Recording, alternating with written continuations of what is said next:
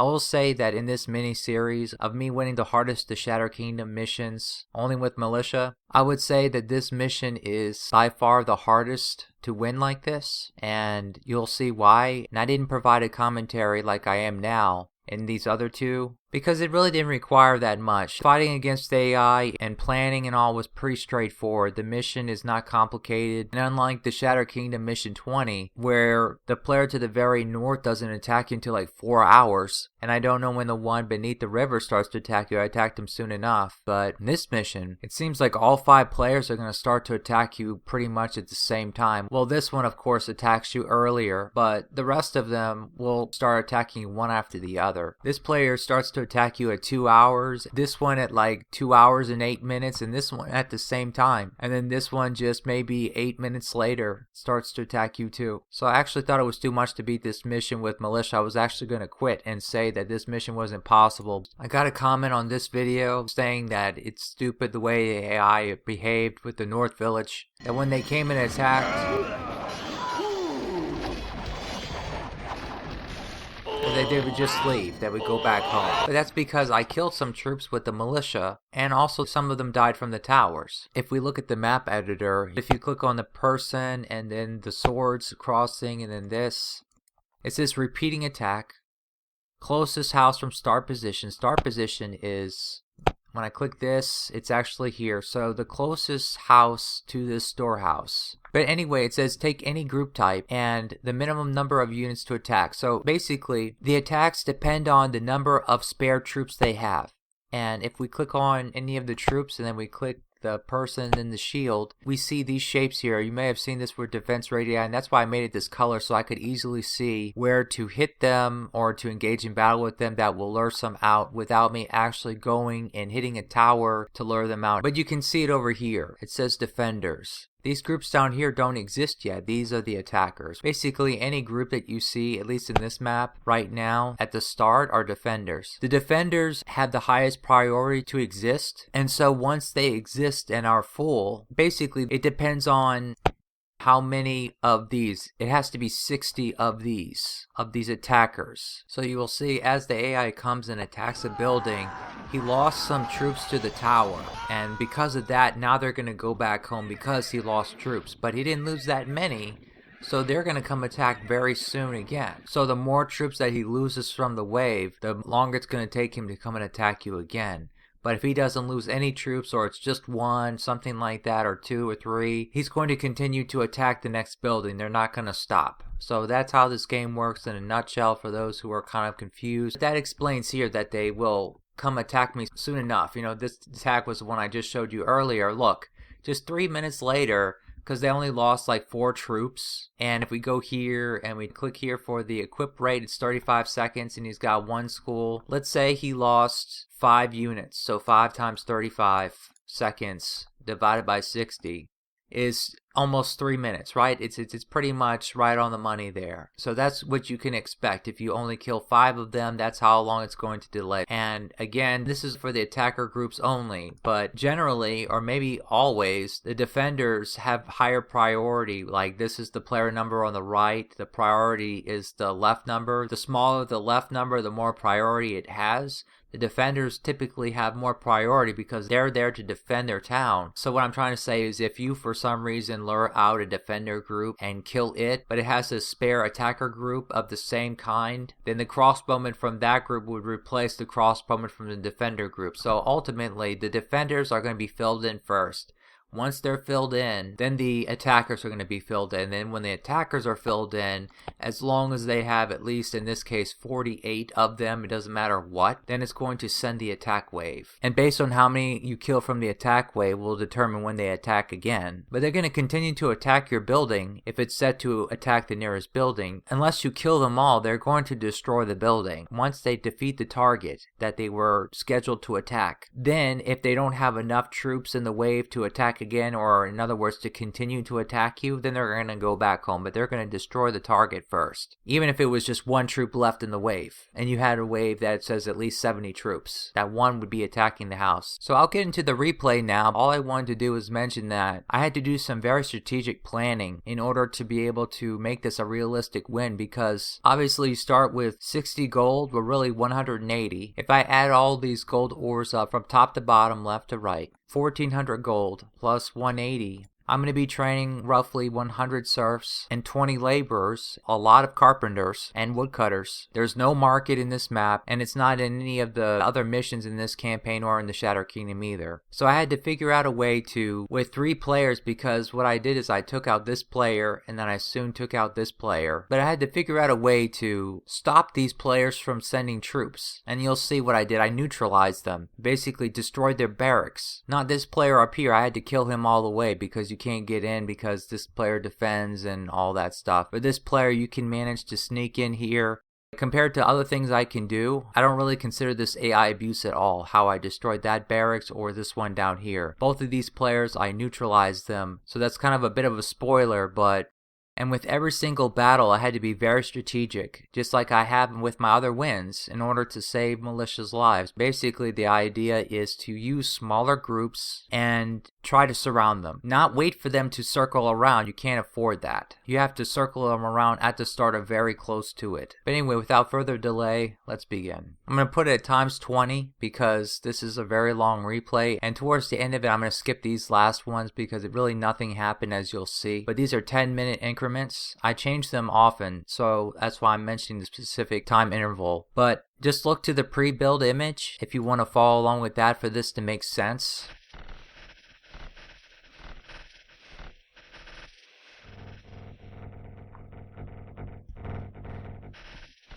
I didn't want to build the end, but you have to because of the build order in this map. At least in this remake version, they changed it. It used to be different, I think. But yeah, a whole bunch of farm fields. This is a result of this thread in KaM. I'll provide a link to this in the video description. But basically, oh, and he mentioned my siege unit mod. But it's in the latest remake versions too, like r154m9s. They behave like this as well because I made my mod from that. Here he's showing the radius, which when you're doing a pre-build and you want to see where you can plant trees or not, this is how I made this pre-build. You have to click on this thing at the bottom here and then show mining radius, and then you can see it. So the radius is shaped like a cloud. Inside he put some farm fields around, and what they're going to do is they're going to plant a tree in the top left corner of them. Should these 3 right here be grass or some fertile land, I would use the map editor to try to place a farm field, and I would check like this. I check these top 3, I check these top 3, because this is actually what's happening. He's planting on the top left of the farm field, but these 3 squares have to be fertile land of some kind. Be careful not to have this one selected, have this one selected, and see if you can place something there. And then I did that for all around. You have to do that, and it's best to flatten the terrain so that you can not get like over here. Like, you wouldn't think that this would be okay, that this would work, but it does. That you can't really see it. If I were to unflatten the terrain, you just can't see that. So I always flatten terrain and show tiles grid to put things into perspective. Maybe I'll make a video about woodcutter efficiency, but these woodcutters here behave like farms. That they're most efficient when they're isolated from other farms. It's the same way with these kind of woodcutters.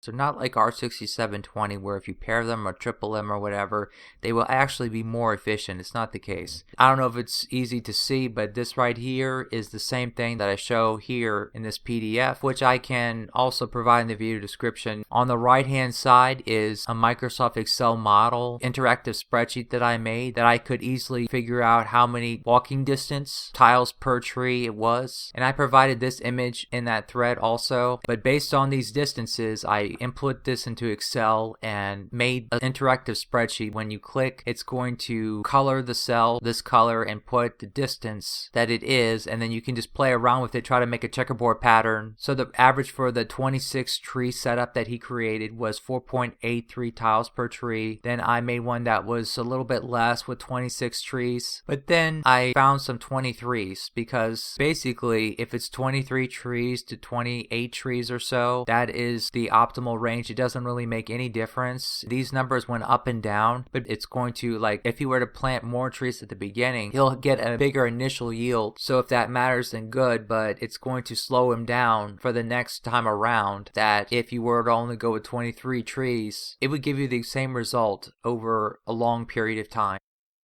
I have some other ones in here where the row comes from another direction. The one that I used in this pre-build was this. I was looking at this, and I'm talking about these 4 down here. So if you compare that with this, they look pretty similar. And it's interesting because the snow doesn't allow him to plant above, which is how it is in here. It's best if he's not allowed to plant above. Basically, if you're using this in a map and you don't want to put all these farm fields that you can't, or using r6720, that this won't work. If you have fields like this in a checkerboard pattern, the woodcutter is not going to plant at all in r6720. For r6720, you're going to have to define 2x2 squares with farm fields, but if there's a tree already planted from the start that he can chop, then you don't have to worry about defining it if you like its location. Like here, there's no starting trees, right? If you see my pre-build for the Shadow Kingdom Mission 20, I don't have any farm fields here because the farms are going to, if the farmer plants, if you click this and say show mining radius, if I were to put something here, it shows yellow, right? But over here there's no yellow on this one. And if a farmer plants on a field like this that we're using for woodcutters, then 2 minutes later, whatever the woodcutter planted there is going to fall or be lost. Like here, he's planting. This is a mistake I made in the Shadow Kingdom Mission 8 pre-build. So 35:17, we see around 35 minutes.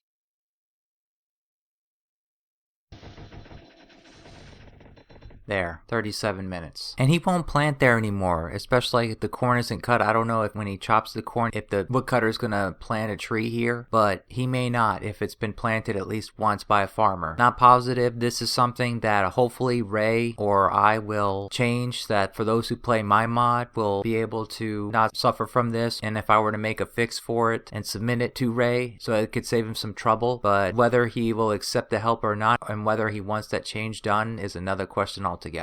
But another thing is, when it's snowy like this, mixed with grass and all, then the woodcutter is not going to be able to plant in the top left of a farm field that you place all the time. Sometimes you're just going to have to let it be and let him plant wherever he can or wherever he wants, because you're going to get more trees that way than you are with planting fields. And it's not just snowy land. It's like in the Shadow Kingdom Mission 14 and areas like this where you could, in theory, put farm fields. These type of palm trees or these bushes, cactus, they're going to potentially limit to where he can plant trees too. But anyway, now back to the replay.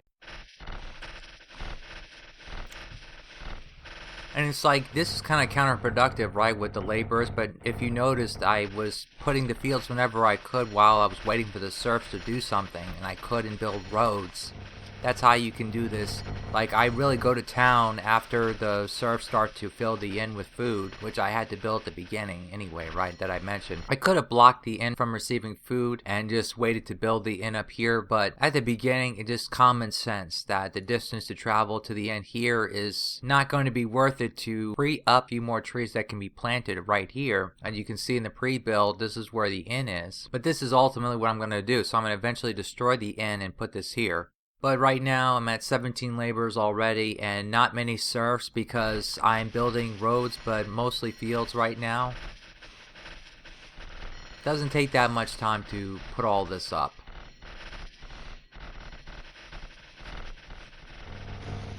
But it was a pain. You have to follow the pre-build and stuff like that to make sure you get the most of these squares you can in the same space, where again, if you were to do this in the top left corner, it would all be okay. You could theoretically put a field there, then that's what you want.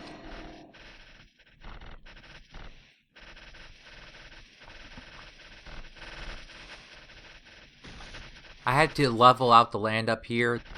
That was a problem with this map. And even over here I had to, not with this one but with others, Like here, this watchtower, I'm not building a watchtower there, but I had to use watchtowers to level the ground and all. I'm going to put my farms up here, as you can see in the pre-build, because I'm ultimately going to put my inn here, and that's what you want to do. You want to have a storehouse, another town center, so to speak. If you played Age of Empires or related games, you know what I'm talking about, the term town center. And only store bread and maybe flour in here, maybe corn too, but that's it. And then over here, you want to have another storehouse for gold ore, coal, and gold, and maybe trunks, maybe to store some trunks at the beginning, and this one just to store trunks and nothing else. And it's important to store trunks because I know we start out with 40, but this map overall has a limited space where you can plant trees. So that was the biggest challenge of making this pre-build. I mean, I do have enough roads here that it was pretty efficient for the serfs. If you have, it makes such a world of a difference. If you have this road here instead of just this one, it makes a world of a difference with traffic and all that, and with town efficiency. I kept my starting militia for obvious reasons. I mean, there's no rule in the challenge that you can't use the starting militia if you have it. Just only use militia.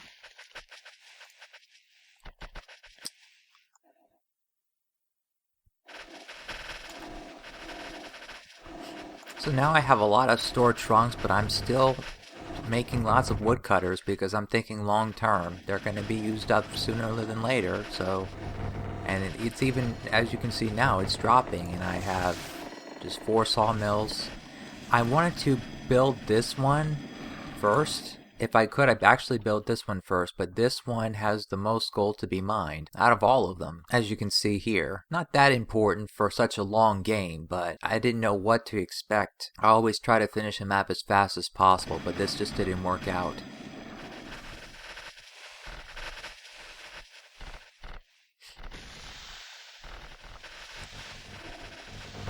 Always try to build the storehouse as soon as possible when I'm going to be producing stuff. And with a map like this where you're given plenty of timber, especially then.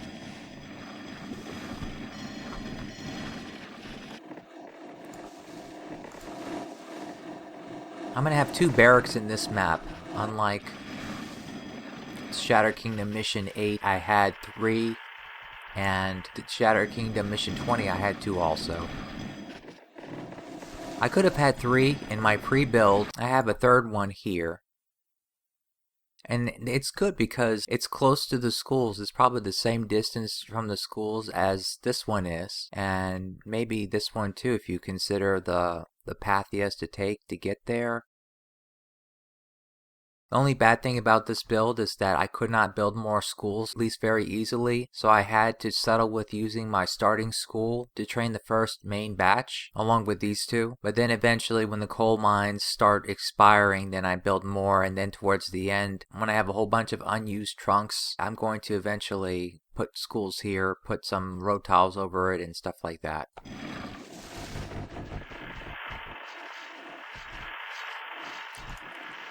You're given 30 flour, I think, to start. But I took food seriously because it's a lot of troops that I could potentially have to feed. And I've done so. I've taken it seriously, and my other militia only wins also.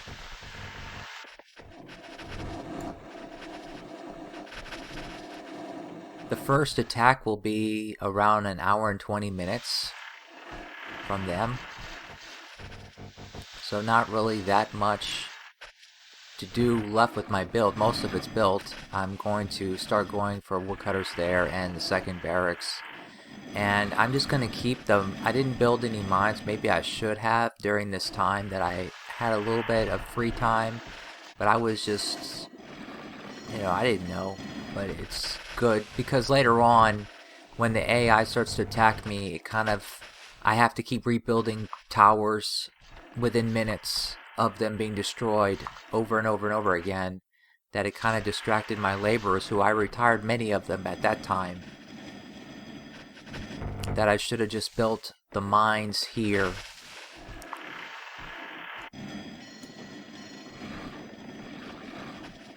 The mines that I show my pre-build. Anyway, I'm going to not make more than, I think, 10 miners, because in such a long game, you can just transfer them from one house to the next. Just always thinking about food, but here's my first main batch, getting close This is my initial army that I just fed not that long ago, and we're going to get right to it. What I want to do is something that I did in my other wins. This is nothing really new to see. This kind of thing, just try to kill one group at a time. The best thing to do, well, this was pretty good to do that so he's surrounded immediately and dies. It just gives me an edge to start. But there, I don't know if you've seen it, but these militia here were used to lure them out indirectly. And this is something that casual players can do unknowingly and think that they're not cheesing the AI and stuff like that, but they are technically. They just don't know it, but they are. But if I just made a mistake, happy mistake or whatever, but I didn't. I knew where to hit them to bring them out, just to keep it flowing. I'm not aiming to get out everybody or specific groups. I just want to keep it flowing, keep them coming, without me having to go hit anything, because that's just going to then be AI abuse, technically. Everyone says that.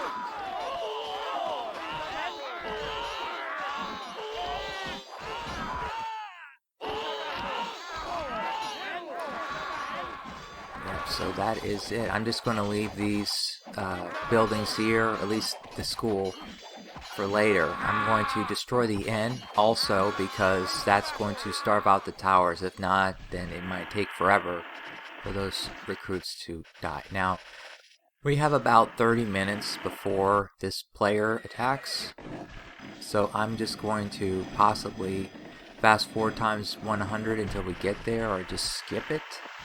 I don't really think there's really much to talk about. I did build a third school here, and this mine expired, so I'm going to have 4 schools.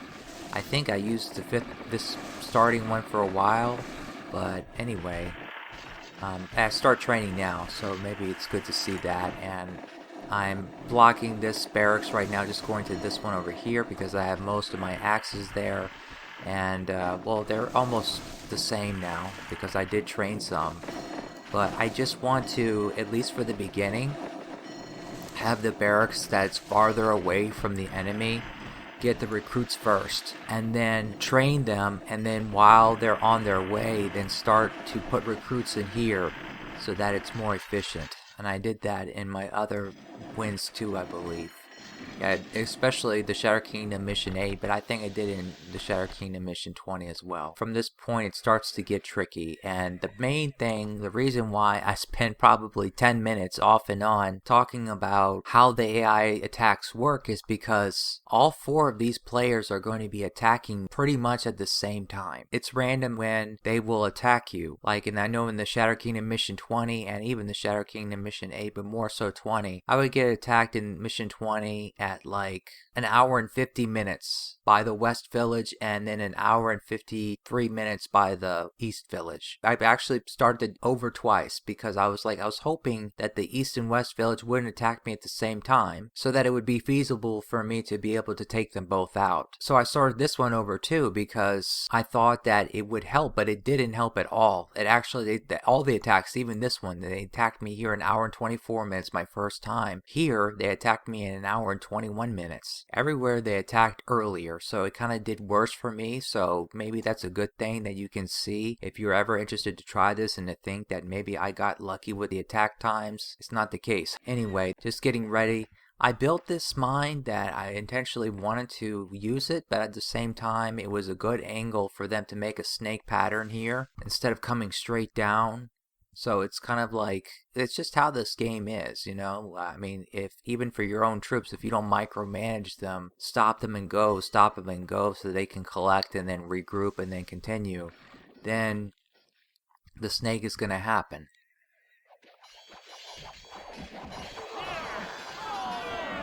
I just let the tower kill some, but just try to, as I did with Mission 8, the Shattered Kingdom, I did this. I did something where I would catch one. I'm not catching the pikemen, that's the thing. I'm letting the pikemen be, and I catch them down here to temporarily distract them.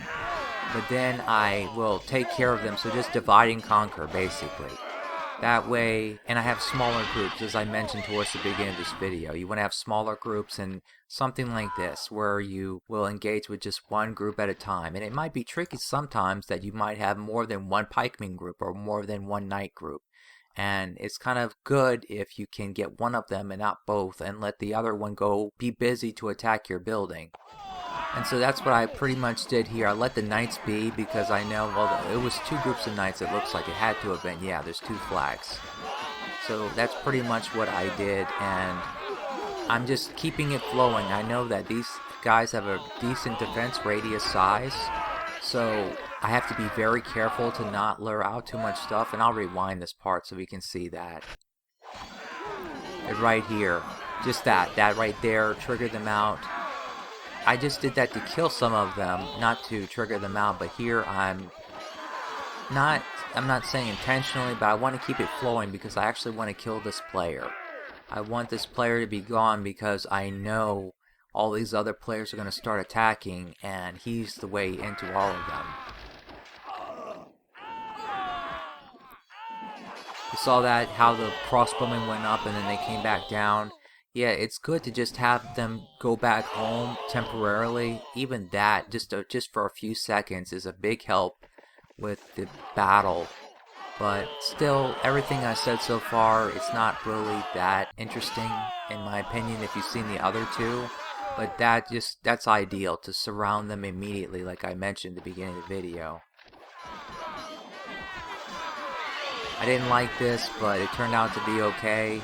At this point, I wanted to hopefully just come in here and put some militia in front of here and destroy the barracks, because I looked at the defense radii. So you just click that person in here, this thing I showed earlier, and these knights, if they were here, they don't defend the front of the barracks. The crossbowmen do, but all the crossbowmen are gone at this point. The pikemen don't. These pikemen do, but they're gone. So all these groups are gone. All that's left is these sword fighter groups here. They don't defend it. This one does, but he's coming here to replace him. This sword fighter group here does not. So in other words, this is all that's left. This sword fighter group and this sword fighter group. So all I have to do is just put some militia here and start attacking. Just 3 militia to block the doorway to choke it.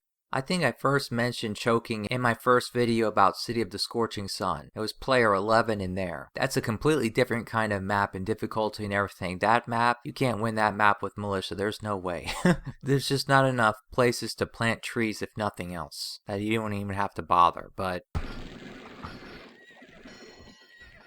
yeah, that was my plan, but these sword fighters just kept getting in the way, and I really need to get there, because if I don't, then they're going to train more troops, and obviously, but these other players are going to be attacking soon enough.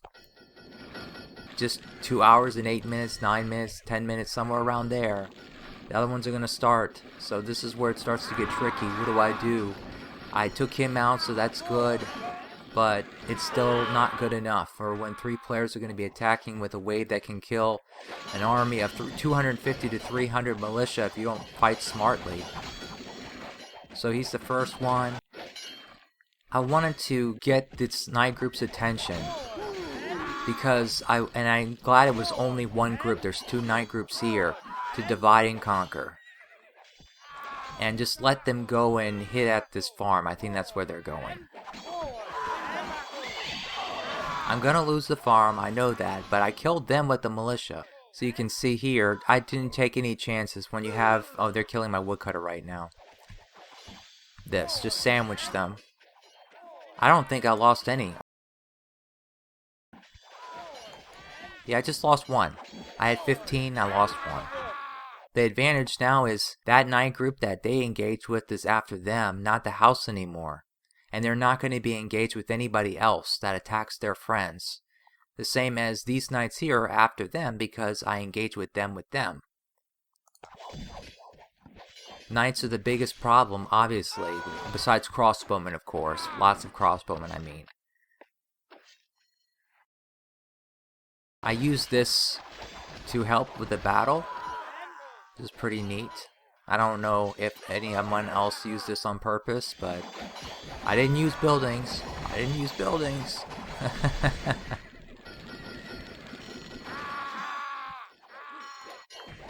And this is what happened over here. Just I let the rest of the groups come and destroy the house and go home because I have another player that's coming. And this is the player right here. This player attacks me now at the same time. So how do you manage this? It's just what I mentioned earlier, how the attacks work. That's why I spent the time on it to explain it to you. That I didn't get lucky and that this map is doable. So it serves two purposes. But now, after all of that, he's going to attack me next. And within a minute or two. Oh, and he's back because my tower only killed a few of his men like I mentioned. So he's back and I have a tower kill him. And I had to reload saves, I think, so the tower would kill at least 4 of them. Because the tower, it only killed 1 unit. And here comes this player here. This one, player 4. So I'm just going to focus on keep rebuilding this tower, maybe build a second one later to kind of just let that take care of the attacks for me because I have something bigger to worry about right now. And he is not going to attack probably until 2 hours and 23 minutes or so, somewhere around there from what I can remember. It's not like I calculated. I could, as you can now, if you didn't know before anything about how the attacks work. But I was just going to see what would happen if I could try to kill as many of this player's attack wave as possible. These are the attackers, as I mentioned at the beginning of the video. Yeah, this took some save reloads. Especially here wasn't obvious, but these sword fighters, they're very powerful over there in that terrain. Yeah, this is all owned by that same player.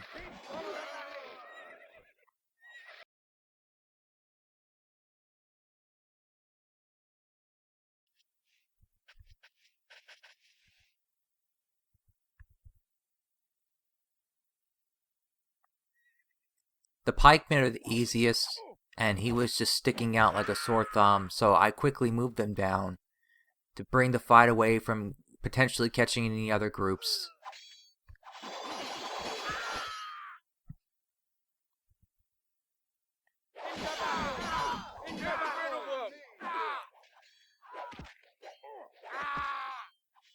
I'm gonna catch another one. And sometimes on their way back home, it would grab their attention if you fight with their friends, but the knights didn't, I don't know why they didn't catch. But I got everyone else, I was grateful for that. I at least got everyone else quite easily. And I missed it, but on their way back, this sword fighter was hungry. So I took advantage of this to start keeping it coming. Getting it flowing with them coming out, because I want to at least destroy his barracks, and every one of these hits triggers out more.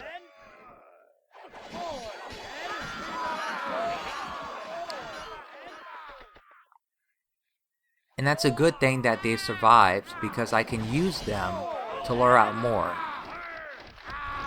when they come back home. I snuck them in here along the bottom. This attacker group right here remains. This is the knights that I didn't get from earlier. As you can see, they're coming back now.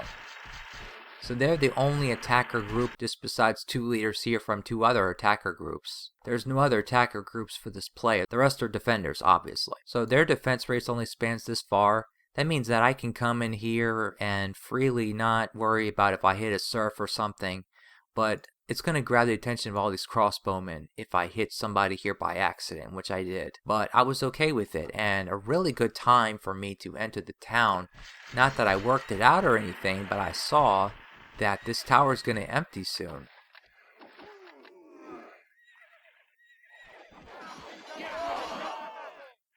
So when it emptied, this is how I took advantage of that. Obviously, I'm going to lose some. So this is not, to me, this is not AI abuse or cheesing. This is just using the game mechanics of eating to your advantage. So I just continued to do that over and over again.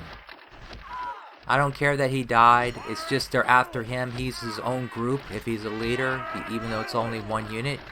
So that's the end of their attention. When he dies, it's over. So I had to keep losing the crossbowmen and keep losing one to him, but I put in sufficient units that now I can just... So this right here may be considered AI abuse, that I have the group kind of lure them by hitting something and moving away, but it's just, I don't really save their lives. They die. I just keep them in harm's way. It's just a temporary distraction, and I lose everybody. So I really just don't think that is really that much to speak of. But at this point, as you can see, he's neutralized. He doesn't have any attacker groups except for these knights, and he needs at least 48, as I mentioned earlier. So he's not going to attack me ever again. That's the beauty of it. It's over. So now I just have 2 threats left, and that's important because I don't have a whole lot of militia to keep killing different units from the same player unnecessarily. That's my goal, is just to only fight all of these iron troops once if I can, which is not possible, but not more than 2 times for sure. He's going to attack me soon enough, and him as well. So my goal now is to neutralize him, because I can't get to him unless I clear him out, and I can't clear him out yet. My gold is kind of lacking behind. I have some mines to build here, but all my gold down here is expired. My coal, this one's expired, and all of them are except for these 2. But I need to build my gold up. My gold is okay. I have lots of gold still. At this point, I have that there and that there. My gold and my axes are about the same, and they were this entire game. That's a good thing I had going for me and all of my builds, that my gold and my axes were balanced and always in the amounts that I needed them. I could have had more schools in this build though. My other builds, I had at least 7 schools. Only 5 here, well 4 now, because I destroyed the starting school because I wanted to build this. At this point, I have a lot of bread, and I built another farm down here. I guess you saw that at some point, or you can see it in the pre-build. My pre-build, I originally had just 4 farms with fewer fields that would only supply 3 mills, but now I have a 5th one, so it supplies 4 mills. And I stopped storing the bread at some point, so it backed up in the bakeries. That's why they're full of flour, because at this point I have already definitely consumed the starting flour, plus all of the flour that I produced for some time. So that's my next plan with my town, and I only have, during this entire game and the other ones, and like in Mission 20 I didn't have any towers at all, but Dunder's 1993, the one who came up with this challenge to begin with, said a few towers, no tower spam, so that's one of the rules. And so I had no more than 3 towers built at any time that were filled with recruit stones and everything. And so I have 2 here, but I'm going to eventually destroy them and work to build towers. That's how I have these here right now. And I finished destroying the enemy towers here that I can start building here. I only have this player left, so that's what these towers are here for, to just temporarily delay him. I want to do that and only delay him for a short while because I'm going to bank on when he comes attack me to start luring him out. So he's next on my list to neutralize, to destroy his barracks, but not actually waste all my militia to kill his units or his buildings. I have something more important to do, especially I need to clear them to get to him.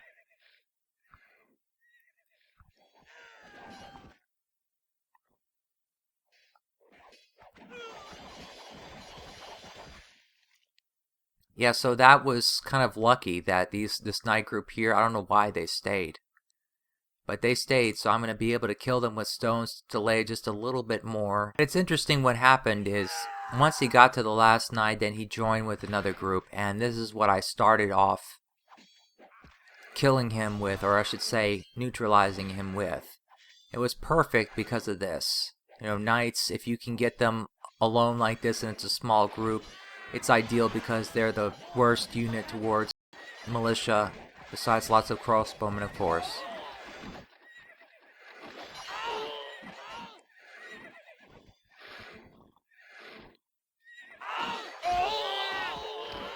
And I left him on purpose, took some hits. Now I'm getting attacked by them, but I'm taking hits and a few deaths from him, because I can't get an opportunity like this again. That I didn't have to lure him. He came on his own accord to attack me and then defend himself.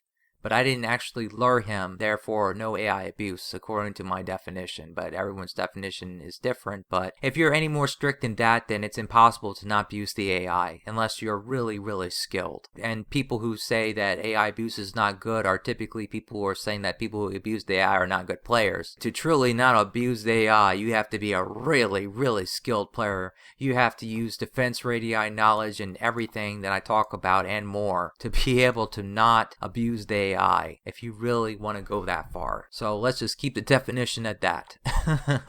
I want to somewhat destroy as much of this way, but maybe not everyone, but almost everybody as much as possible, to delay him some, because I need to clear out this player here in order to get to him, because it's just a waste of time. If I can't get to his buildings without cheese, then I need to clear the way so I can. He's still there. He is still there. I let them do their thing and pick off one group at a time like this. I guess that might be some form of cheese that I drew him down, but let's say I made a mistake and one of my units here got his attention. Then all of a sudden, he would get in battle with him, and since they're this close, if they were fighting right here, it would get their attention and I lose all my militia. So, you know, it just depends, and it's just circumstances. He could have randomly followed me down or was pursuing them. It's not within my control.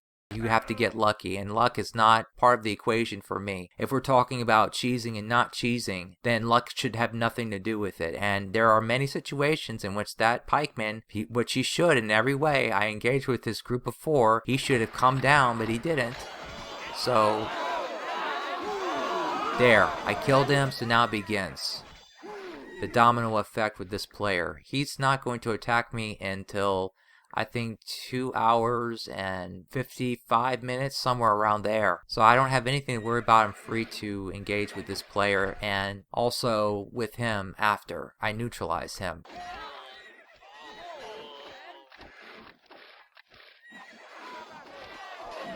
I paid very special attention to defense radii here because I don't want to lure out this player very much. And I'm going to change this player to something like maybe red. I just wanted to lure out the pikeman first. So right here, I guess that right there is not enough, right? When I hit him, nothing happens. Not there either, but it's getting them out. It's getting the crossbowmen out, which I didn't like that they kept coming because they're good to help lure something else out. Right there. So that was not ideal. I wanted to get the pikemen out only, but I got them too. But at least I didn't get the knights out in addition. That's the whole idea, right? Just one group at a time. I did that to slow them down, so that I can engage with them there and then get them from this side.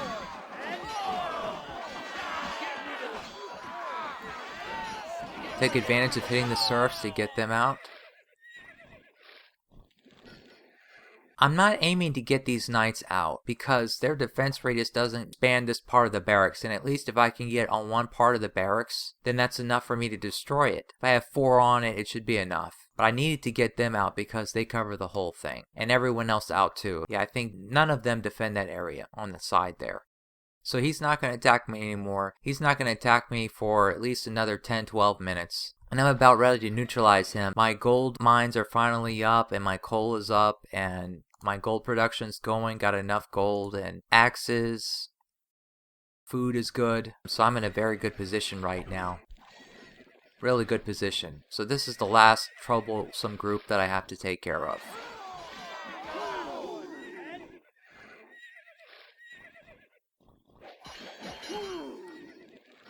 I don't want to draw out the knight. I don't want to lure them out. I don't want to do it.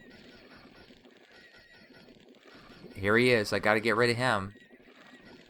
And I have to temporarily distract them because the road here, I can't go above here to get to the barracks. You have to come here, and there's so many serfs and everything that I have to just, like I did in the Shattered Kingdom Mission 20, in order to not to abuse the AI, because this, if I do this to you as a human player, it's going to happen to you too. If I do this and your groups happen to catch it and you didn't mean for it to happen or whatever, it doesn't matter. You're going to follow them to hell.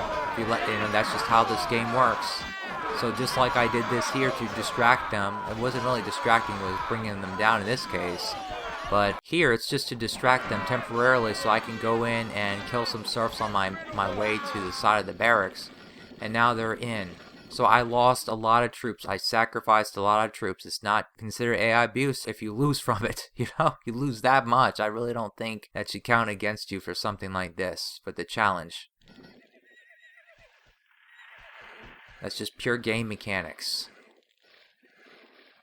I think I reloaded a save or so here because something got trained here. It was a crossbowman, I think. Got trained and was firing at them. I think it would be a waste to lose them, so I make an effort here to save them. So I just had to make 2 sacrifices and save the rest. And I'm going to just start to destroy this and this tower also to build a tower here to start killing these knights, because I don't want to engage with them if I don't have to. But since I'm building a tower there, I'm going to destroy this one here. And I no longer need this tower because this player is not going to attack me anymore. So the tower serves no more purpose. I can build my towers here instead. I'm going to build 2 towers here, destroy this one. I built this one here for no reason. So this other tower is going to come later. I'm going to prepare for this attack at, I think it's 2 hours and 55 minutes. Just to briefly look at my town because there's really nothing else to show you. I built another school here, and I think I'm going to build some more soon. I finally rebuilt the hut that was destroyed from earlier. I'm building a woodcutter here, don't need it. I only have 14 woodcutters and I have 8 sawmills. Okay, think about that.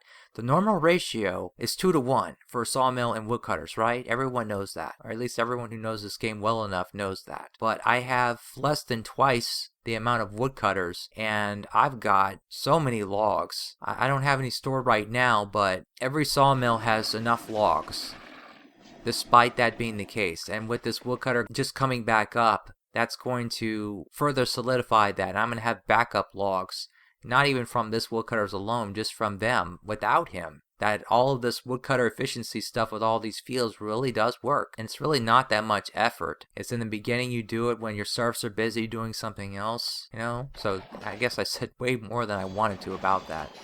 But I guess this should just explain why I did this in all the other builds, because you need a lot of timber for this kind of thing, right? To train 1,000 militia within 2 hours, you have to you have to have a lot of timber. I'm going to be destroying these buildings because of my armies that I'm going to be bringing here to take him out later. Otherwise, I don't waste my time with those kind of buildings. But here, I had an advantage. The crossbowmen were blocking them from entering, so it kind of made them come slower at me, and that's good. So I was just being simply very careful to not let my groups get carried away, literally, to go and hit at one of the crossbowmen to stop them, and I'm going to repair the tower. And I lost labor to the arrows, of course, that happens. But I don't have a whole lot of laborers, but I have enough that I can manage to do that, repair it. And I built back my farm. I didn't build this woodcutter back. I didn't need it,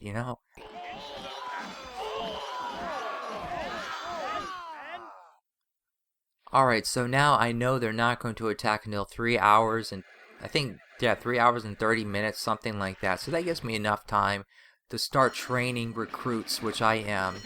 And lots of them, because I need to, if I don't want to abuse the AI, I have to come in with a lot of troops to kill all these crossbowmen and non-ranged that this player has. Because once I do that, then I'm home free. But there are lots of axes in here. I'm going to eventually stop it from receiving axes and just have the rest come in here from this point on. As I mentioned before, though, I blocked this one from receiving recruits because this one is further away from the enemy.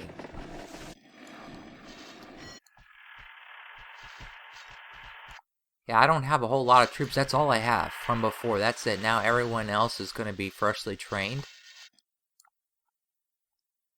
And yeah, he's just going to get killed by this tower there. I have the towers here just in case. So I have a total of 3 towers built, as always, as I mentioned. Just to honor Dunner's 1993's request.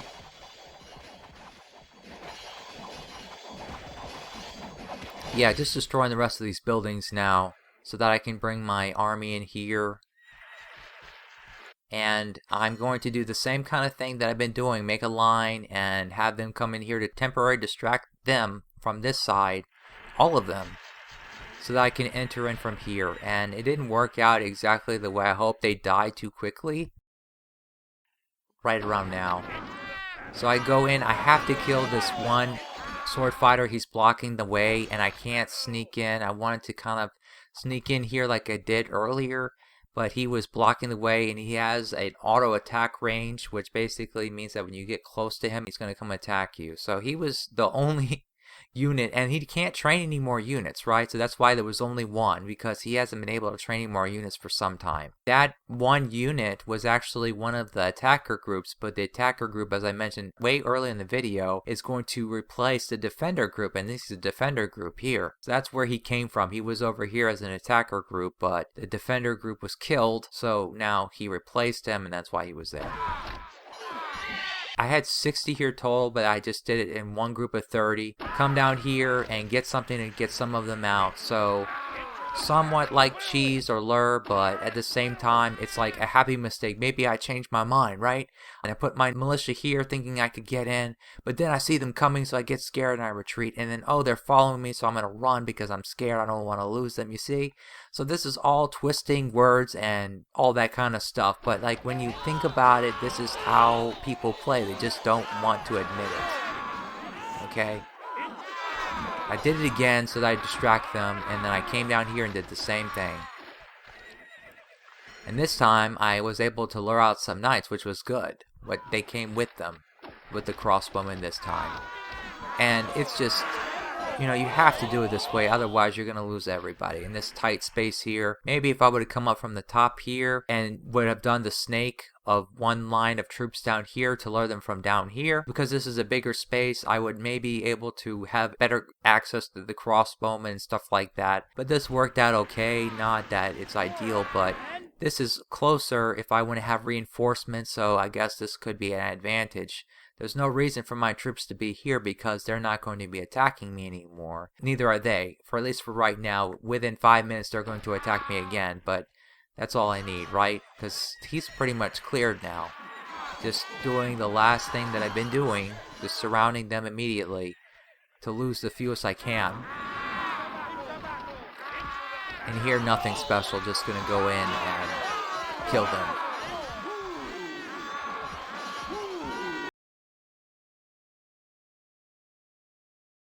This tower was still at work killing the knights. It actually killed a backup group here, or an attacker group that went to replace the defender group that was here.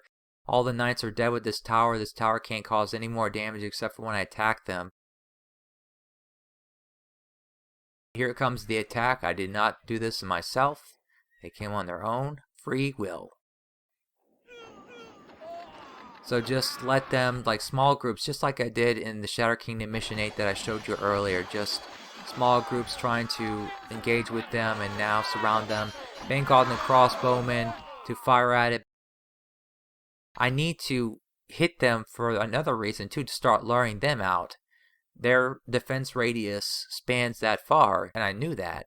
And you'll know that too if you play this map 50 times, or you reload 100 saves to figure it out, or you can just look at the defense radius and play it through once. It's your decision. If your time is valuable at all, just use the map editor. You can play very complicated maps that you'll get as much enjoyment out of it and win it much faster than normal. And a whole lot less save reloads.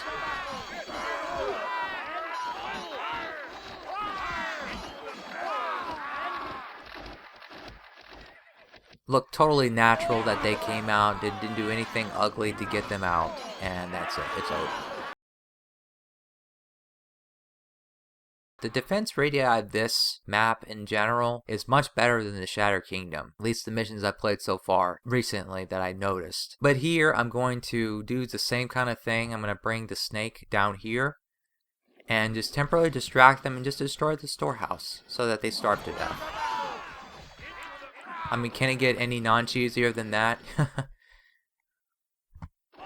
Really can't. That's just total game mechanics again. Nothing special. So at this point, this is when nothing really happens, and I have a total of 7 schools. Okay, so now we're at that last point where I can just do this, right? And just to show what time I won, 4:24:09.